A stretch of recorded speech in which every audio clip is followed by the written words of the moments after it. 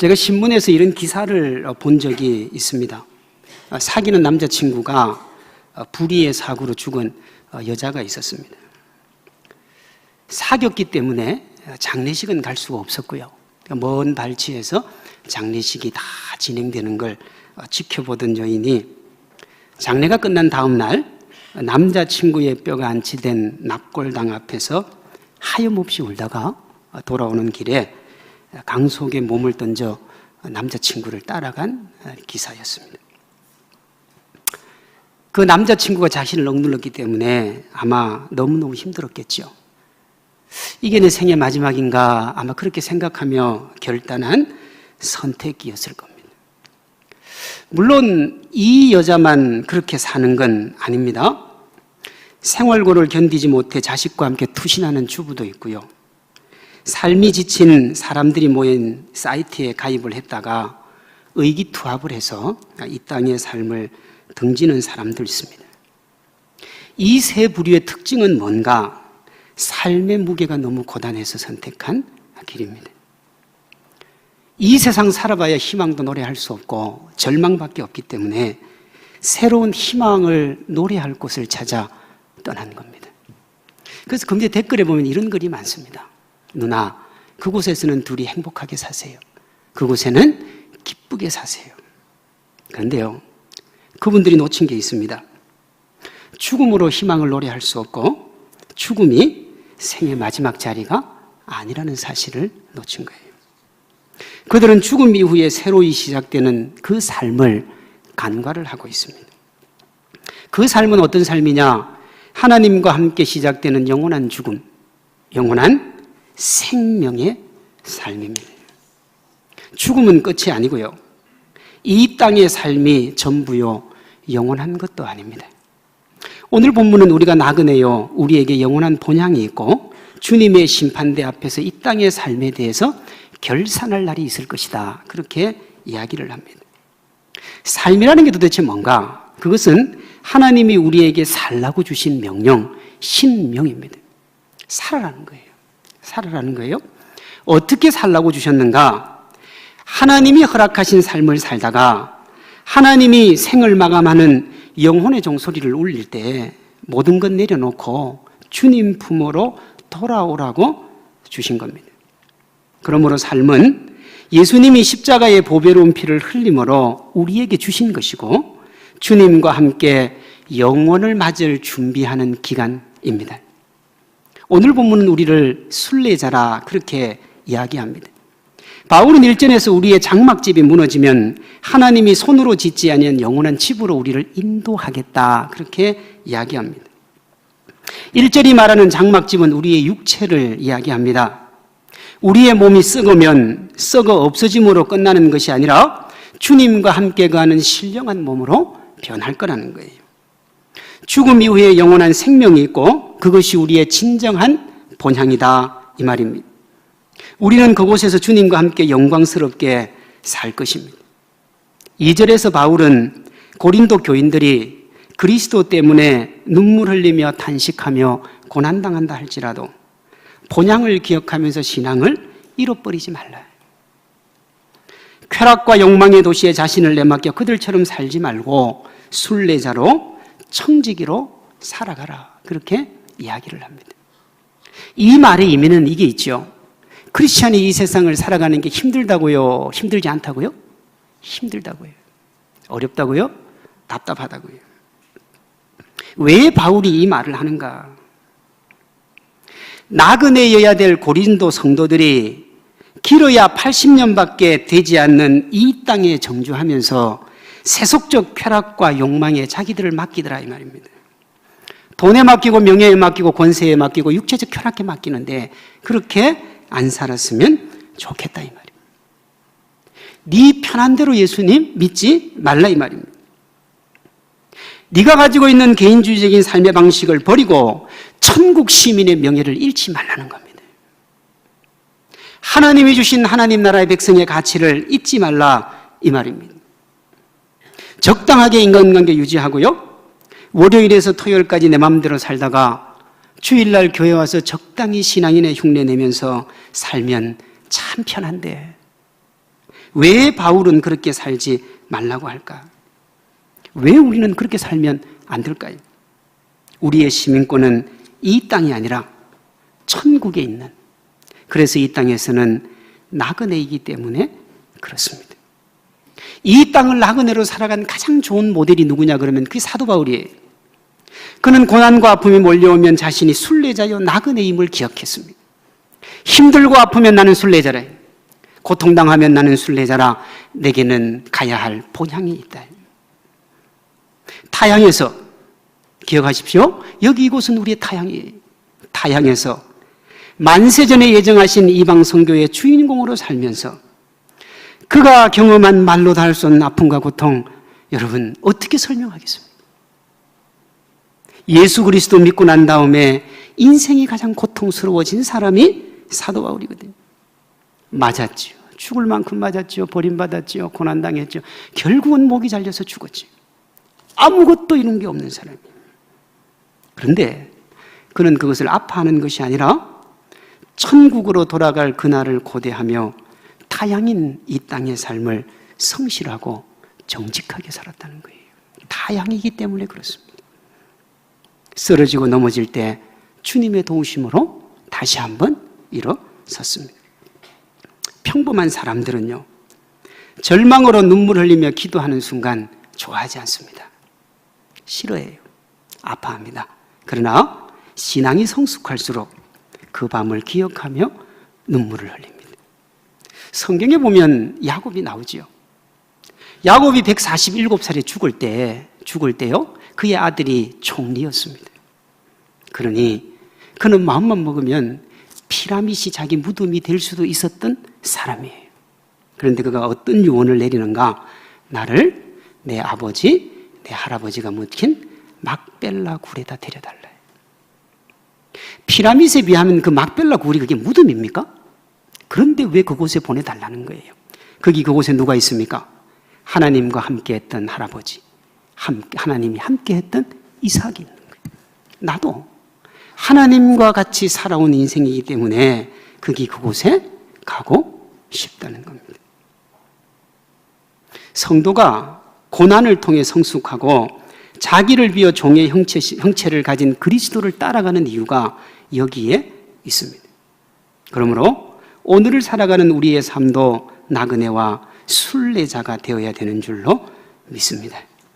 이 땅에서 화려함을 더할 수 있는 직장, 배우자, 지금보다 좀 더 나은 환경이나 명예가 우리의 최종 목표가 아니라는 사실이에요.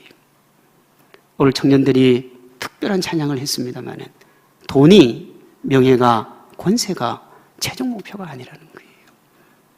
저도 청년부를 3년 동안 해봤습니다만 요즘은요, 프리 플러스 아르바이트 해가지고 그 직장을 평생 직장으로 삼는 청년들도 많다고 그래요.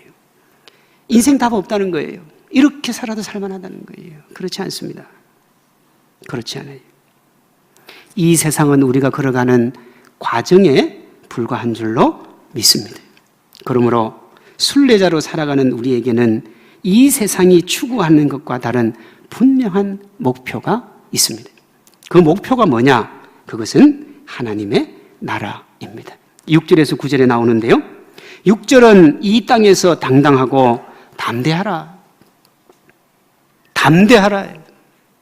바울이 왜 담대함을 강조하는가? 고린도 교인들이 세상 의식하며 살다가 영광스러운 하나님 자녀의 정체성을 잃어버린 거예요. 다시요.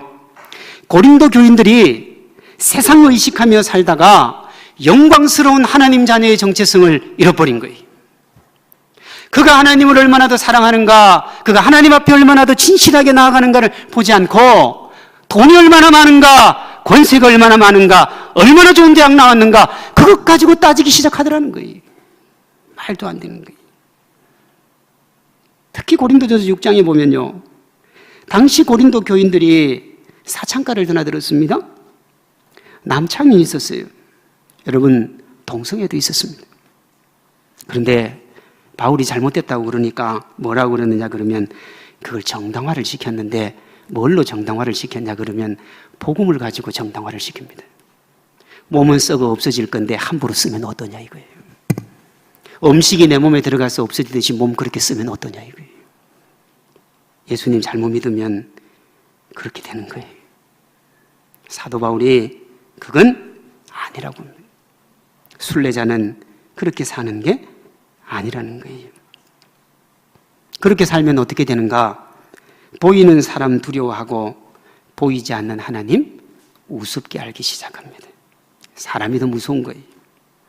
보이는 세상 권력에 아부하고 보이지 않는 역사의 주관자 되시는 하나님의 경륜을 별것 아닌 것으로 치부해요. 그 대표적인 게 뭐냐? 여러분, 아까 제가 했던 말이에요. 목회하기 싫다. 하나님이 볼 때 얼마나 한심스럽겠습니까? 네가 뭐라 한다고? 네가 나에 대해서 뭘 한다고 함부로 그렇게 얘기하냐? 저는 그걸 깨달았어요.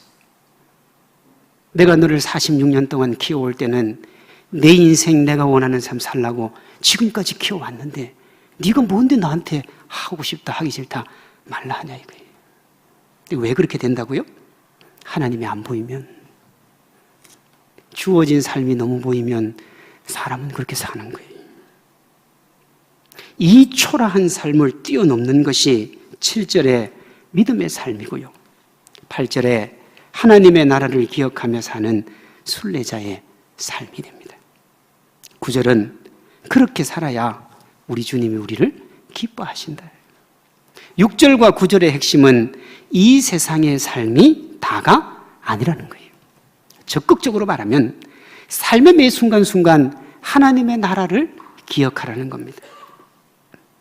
일평생 하나님 앞에 살고 교수로 살고 목회자로 살았던 어떤 분이 이런 시를 하나 발표를 했어요.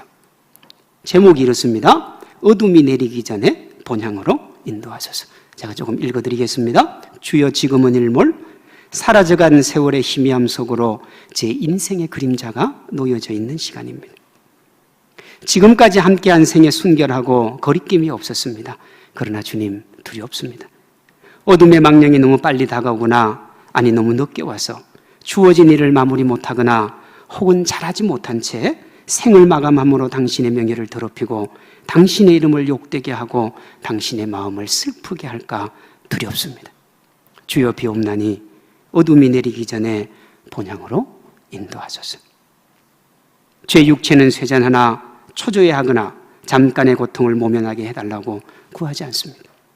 썰물처럼 기력이 빠져나가지만 그것은 이 땅에서 발을 떼고 점차 하늘을 향해 뻗어가는 것일 뿐, 영혼의 그림자에 매달리지 않고 진정한 영원한 나를 빚기 위해 잠시 빌려 쓴 무대를 고치려 하지 않으며 누에 고치에 미련을 두지 않고 태어나려는 자유의 영을 헛되이 볼모로 잡으려고 하지 않을 것입니다.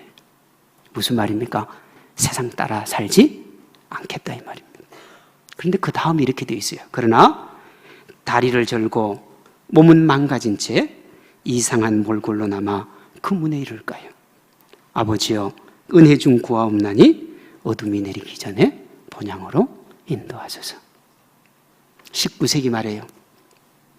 유럽을 허무주의의 나락으로 내몰았던 철학자 니체는 하나님의 죽음을 선언합니다. 하나님 없는 영원한 생을 소망했습니다.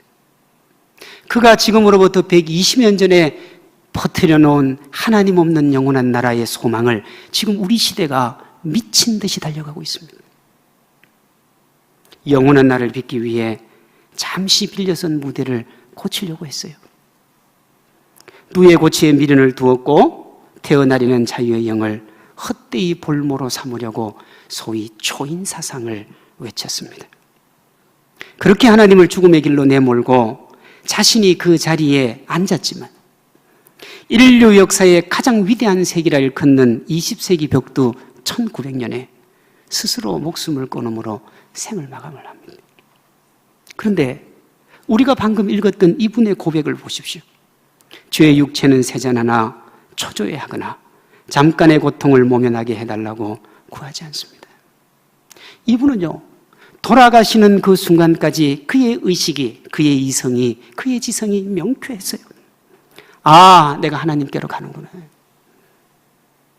그런데 하나님 없는 세계를 꿈꿨던 니체는 죽기 10년 동안 정신병에 시달립니다. 거의 사람이 미쳤어요. 우리 시대의 슬픈 자화상인 불길처럼 번져가는 이 자기중심주의와 쇠잔해가는 육체에 연연하지 않는 노 목회자의 고백을 한번 비교를 해보십시오. 초인을 꿈꾸지만 죽음의 노예가 된 니체와 죽음으로 영혼의 날을 준비한 바울의 차이, 여러분 어디서 나옵니까? 본향이에요. 본향에서 나온 거예요. 영광의 주님이 맞아주시고 안아주시는 본향이에요. 본향을 잃어버리고 잠시 잠깐인 타향을 고향같이 살아가는 슬픈 현실을 가진 이방인과 영원한 본향이 있기 때문에 타향에서 나그네로 살아가는 하나님의 사람의 차이, 이겁니다. 우리에게 있어 죽음이 인생의 종말이 아니기 때문에 힘들고 어려워도 남들이 보기에 때로 좀 부족해 보여도 하나님 앞에 서서 살아가는 줄로 믿습니다. 믿지 않는 사람들은 기독교가 없는 천국 만들어서 기만한다고 그럽니다. 정말 여러분 천국이 없습니까? 사실은 그 반대예요. 인류 최대의 사기가 뭔 줄 압니까? 주님과 함께 왕노릇할 천국이 없다고 하는 게 인류 최대의 사기예요. 이 땅의 삶이 영원한 것처럼 말하며 천국을 허물고 이 땅이 영원할 것처럼 견고한 왕국을 세우려 하는 것만큼 사기가 없어요. 속으면 안 됩니다. 십자가에서 당신의 몸 찢으시고 피 흘리셔서 우리를 구원하신 예수님이 왕 되시는 하나님의 나라가 있는 줄로 믿습니다. 우리의 영원한 본향입니다. 참된 쉼과 만족이 있는 안식처입니다. 이 세상은, 우리의 삶은 그 나라를 준비하며 나아가는 나그네의 여정인 겁니다. 주어진 삶에 너무 집착하지 마십시오. 본인의 인생을 되돌아보면서 이 땅에 많이 쌓고 있는지 천국에 많이 쌓고 있는지를 한번 되돌아보실 필요가 있습니다. 이 세상이 전부인 것처럼 살지 마십시오. 그런데 또 이렇게 말하면 오해하는 분이 있습니다.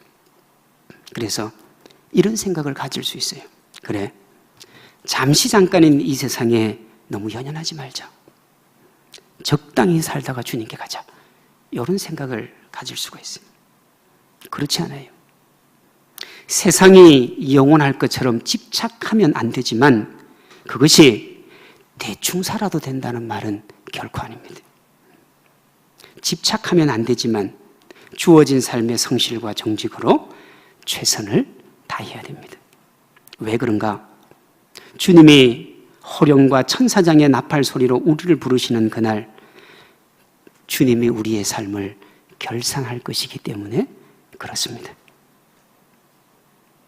우리 순례자들이 기억해야 될 것은 뭐냐 그러면 주님이 결산할 날이 있다는 것을 기억하는 거예요. 10절입니다. 우리가 다 반드시 그리스도의 심판대 앞에 드러나 각각 선악간에 그 몸으로 행한 것을 따라 받으려 함이라. 해석할 필요가 없어요. 말 그대로예요. 순례자의 삶은 성실과 정직과 최선의 삶이고요. 반드시 하나님이 그 삶에 대해서 심판의 날, 셈을 하는 날이 있다는 겁니다. 우리가 이 땅을 살아가면서 한시도 이 사실을 잊어서는 안 되는 겁니다. 제가 이번에 면접을 보면서 그 장로님들이 저에게 3번을 물어본 질문이 있습니다. 다른 건 다 한 번씩 물어봤는데 그 질문만큼은 3번을 물어봤어요. 목사님 한번 대화를 해보니까 하나님 참 사랑하시는 것 같은데 그 초심을 어떻게 지킬 거예요? 그리고 한 30분 지나서 또 물어봐요. 그 초심을 어떻게 지킬 거예요? 여러분 제가 처음에 물어봤을 때 대답을 했겠습니까? 안 했겠습니까? 했지요. 면접을 보는데 그 대답을 안 하겠어요. 마지막 지나기 전에 또 물어봐요. 목사님 그 초심을 어떻게 지킬 겁니까? 제가 이렇게 얘기했습니다. 목사도 인간이고 나이 들면 교만해지고 추하고 더러워지는데 내 자신을 말씀 앞에만 세울 수 있으면 변질되지 않을 수 있습니다. 그것은 누가 도와주는 것이 아니라 내 스스로가 하나님 앞에 서야 될 지난한 싸움입니다. 그랬습니다. 내가 이 삶을 살다가 하나님 앞에 서는 그날 하나님이 저에게 물어볼 거예요. 너 내가 목사 시켰는데 뭐 하다가 왔냐고. 너 왜 그렇게 네가 함께 하던 성도들 상처 주다가 왔느냐. 여러분, 참 슬프지 않습니까? 줄 게 없어요. 우리 크리스찬들이 하나님 앞에서 이 사실을 한시도 잊어서는 안 되는 겁니다.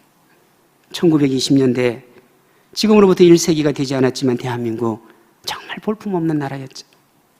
일본의 식민지였습니다.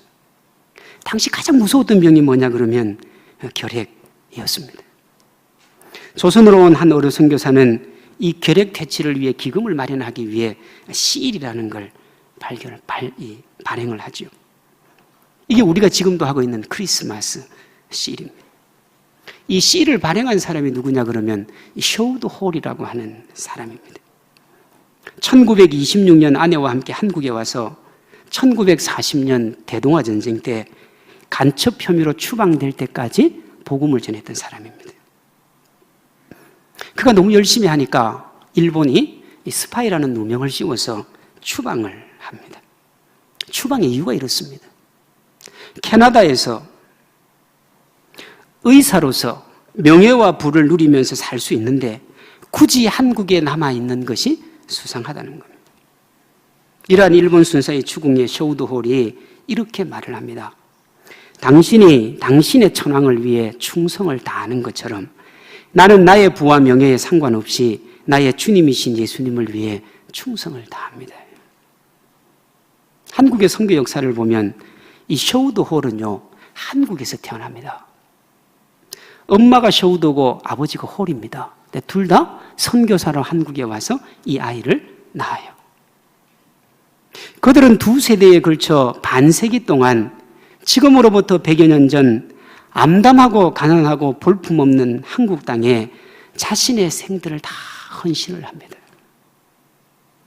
무엇이 셔우드와 홀 부부로 하여금 보장된 부와 명예를 포기하게 만들었을까요? 주님이 맡기신 하나님 나라 확장이라는 순례자의 삶이에요. 9절 말씀처럼 우리는 거하든지 떠나든지 주를 기쁘시게 하는 자 되기를 힘쓰노라. 이것 말고는요, 이분들을 설명할 길이 없습니다. 한 가족이 반세기에 가까운 선교를 한 나라에서 할 수 있었던 이유는 그들이 부와 명예 앞에 굴복하지 않을 수 있었던 것은 십자가에 내어주신 예수님의 살과 피를 통한 속죄, 그분이 내게 자유를 주셨는데 이제 내가 그리스도 안에 스스로 종이 되어 그분을 섬길 수밖에 없다는 그 자유의 고귀함을 알았기 때문에 이것 말고는요, 설명할 길이 없습니다. 역사에 따르면 셔우드 홀은 1992년 98세의 나이로 생을 마감합니다. 노년에 아무도 찾는 이 없는 외롭고 쓸쓸한 양로원에서 보냈다고 합니다. 1920년, 30년 한국이 정말 힘들 때요. 그들은 온 생을 바쳤어요. 정말 수준도 안 되고 격도 안 되고 아무것도 안 되는 인생들을 향해서 자신의 온 생을 던졌어요. 그로부터 수십 년이 지난 1992년, 그때 한국은요, 그와 그의 가정이 뿌린 복음의 씨앗으로 1000만 성도를 자랑했습니다. 세계 속의 기독교 국가로 우뚝 서 있었습니다. 그런데 그분들은 캐나다의 요양원에서 쓸쓸하게 죽어갔어요. 그럼에도 그는 온 생을 바친 한국민을 위한 복음 사역을 후회하지 않습니다. 엄청난 부흥을 경험하면서도 그와 그의 부모가 한국 땅에서 드린 희생과 헌신을 몰라주는 한국 교회를 원망하지 않습니다. 왜 그게 가능합니까? 아버지 되시는 하나님으로 받을 유업이 있었기 때문에 그렇습니다. 그는 그걸 통해서 사람에게 어떤 명예를 얻고 싶지 않았어요. 내가 너희 나라를 이렇게 했는데 너희가 왜 안 해주냐? 그 생각을 가져본 적이 없어요. 어떻게 할 수 있느냐?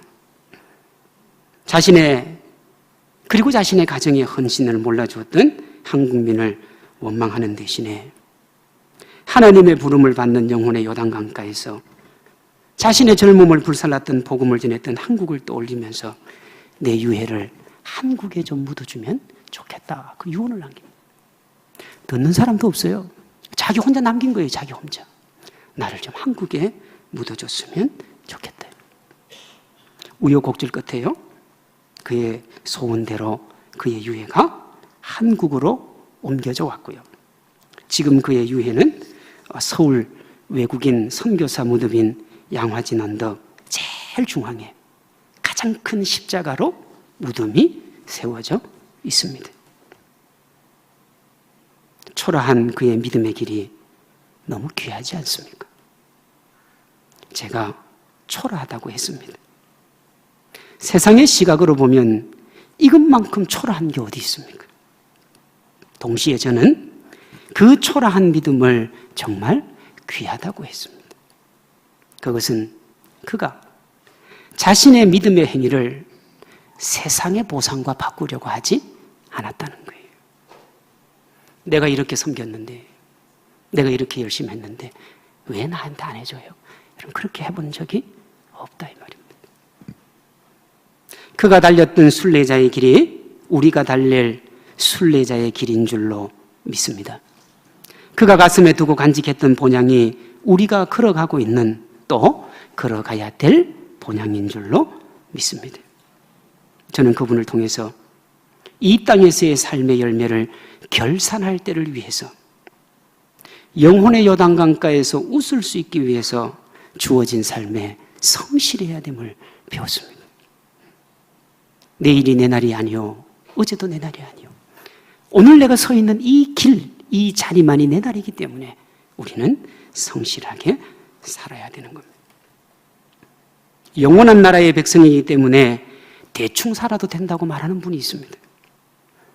천국을 고대하며 이 땅의 삶에 적당히 임해도 된다고 하는 분들이 있습니다. 여러분, 그렇지 않습니다. 영원한 나라의 백성이기 때문에 내가 이 땅에서 어떻게 살았는가로 주님 앞에 결산의 상급을 받을 것이기 때문에 누구보다 열심히 최선을 다해서 살아야 되는 겁니다.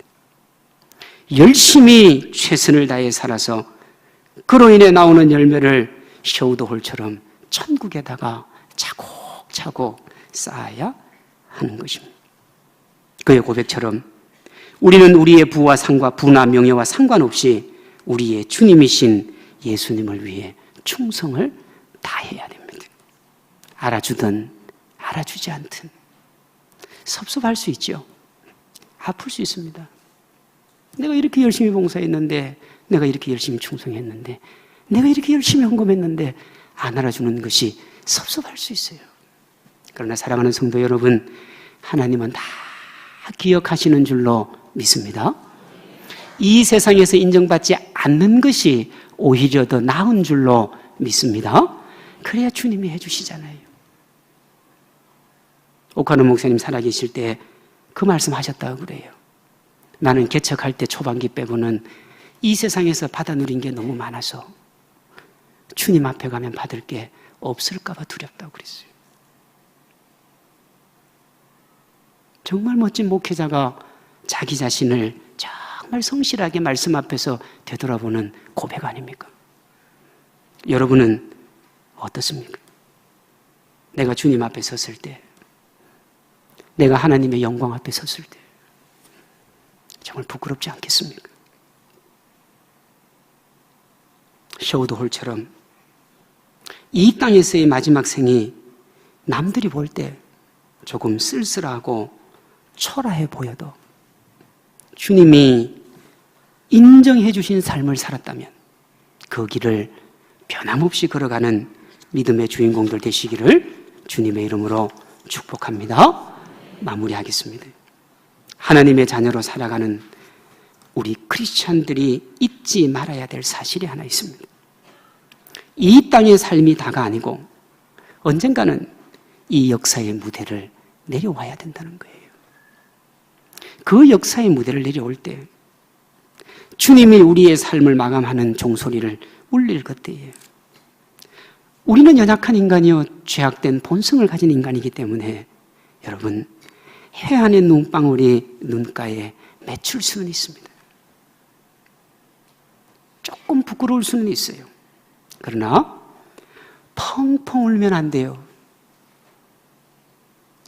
주님을 바라보면서 펑펑 울 만한 인생을 살아서는 안 되는 겁니다. 하루하루 주님 만날 준비하는 나그네와 순례자의 삶에 최선을 다하셔야 돼요. 삶의 현재성을 강조했던 어거스틴처럼 오늘 자신의 삶에 최선을 다한다면 주님 앞에서 인생의 승리자들이 될 줄로 믿습니다. 그러니 나그네 힘을 잊지 마십시오. 인생의 석양이 내려앉는 영혼의 요단강가에서 주님 맞으며 그분 품에 안겨 아버지의 따뜻한 품에서 누릴 그 행복을 이 세상의 것과 바꾸지 마십시오. 돈, 명예, 권세 그 아무것도 아닌 것으로 영광스러운 주님의 품을 바꾸는 우를 범하지 마십시오. 오늘 주님은 우리에게 이렇게 얘기합니다. 너희는 이 땅을 살아가는 순례자여 나그네라. 너희가 바라봐야 될 곳은 이 땅이 아니라 하나님의 나라요. 그 하나님의 나라의 문 앞에 이를 때에 내가 너희의 이 땅의 삶을 심판할 것이니 나를 바라보고 나 믿고 나 의지하고 따라오라고. 그 주님 따라 살아가는 우리 모두 되기를 주님의 이름으로 축복합니다. 기도하겠습니다. 살아계신 하나님 아버지 감사합니다. 부족합니다. 연약합니다. 감히 제가 이 설교할 만큼 인생을 살지 않은 것도 알고 있습니다. 그러나 주님, 우리의 삶이 우리의 인생이 하나님이 주신 삶이요 하나님께서 명령하신 삶이신데 이 아름답고 멋진 삶 살아가는 믿음의 주인공들이 되게 하여 주시옵소서. 너무 돈 때문에 명예 때문에 권세 때문에 하나님 아버지 앞에서 볼성사나운 모습 보여드리는 슬픈 자녀가 되지 않게 하여 주시옵소서. 아버지를 행복하게 해드리고 아버지를 즐겁게 해드리는 믿음의 주인공들이 되게 하여 주시옵소서. 이제는 좀 더 수준 있고 격조 있는 믿음의 자녀의 삶을 살아가는 하나님의 사람들이 되게 하여 주시옵소서. 우리 가운데 하나님의 충만한 은혜로 그곳까지 인도해 주시고 붙들어 주시옵소서. 감사드리며 예수님의 이름으로 기도드립니다. 아멘.